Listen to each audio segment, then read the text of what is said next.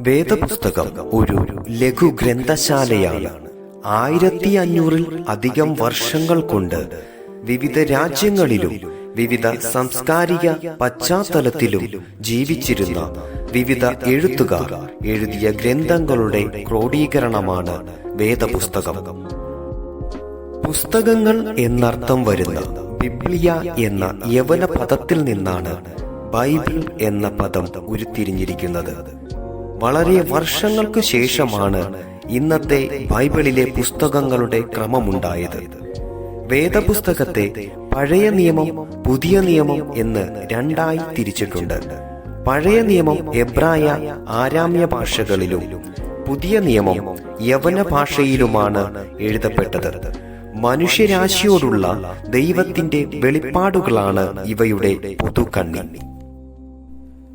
വേദപുസ്തകത്തിൽ പഴയ നിയമത്തിലെ ആദ്യ ഗ്രന്ഥമായ ഉൽപ്പത്തി പുസ്തകം പഠിക്കുമ്പോൾ ആകാശത്തിന്റെയും ഭൂമിയുടെയും സൃഷ്ടിയെയും അതോടൊപ്പം ഭൂമിയിലെ സകല ജീവജാലങ്ങളുടെയും സൃഷ്ടിയെയും നമുക്ക് കാണാം. അവസാനമായി ദൈവം മനുഷ്യനെയും സൃഷ്ടിച്ചു. എന്നാൽ മനുഷ്യൻ പാപം ചെയ്ത് ദൈവത്തിൽ നിന്ന് അകന്നുപോയി.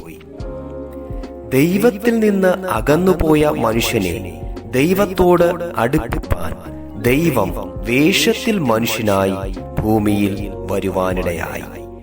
സകല മനുഷ്യരുടെയും പാപങ്ങൾക്ക് പരിഹാരം വരുത്തി കാൽവരിയിൽ തന്റെ ജീവൻ നൽകുവാൻ ഇടയായി. ഇതിനെക്കുറിച്ച് വിവരിക്കുന്ന ഭാഗമാണ് പുതിയ നിയമഗ്രന്ഥങ്ങൾ. പുതിയ നിയമഗ്രന്ഥങ്ങൾ പഠിക്കുമ്പോൾ യേശുവിന്റെ ജനനവും യേശുവിന്റെ ജീവിതവും യേശുവിന്റെ മരണവും യേശുവിന്റെ ഉയർത്തെഴുന്നേൽപ്പും യേശുവിന്റെ മടങ്ങിവരവിനെ കുറിച്ചുള്ള വാക്യങ്ങളും നമുക്കവിടെ കാണുവാൻ സാധിക്കും.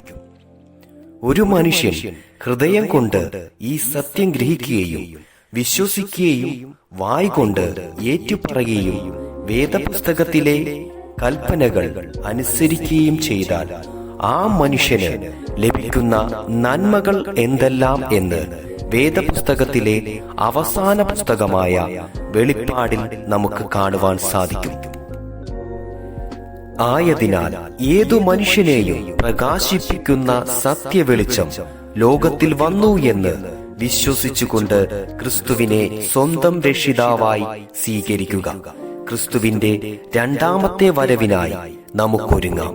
ദൈവം എല്ലാവരെയും ധാരാളമായി അനുഗ്രഹിക്കട്ടെ.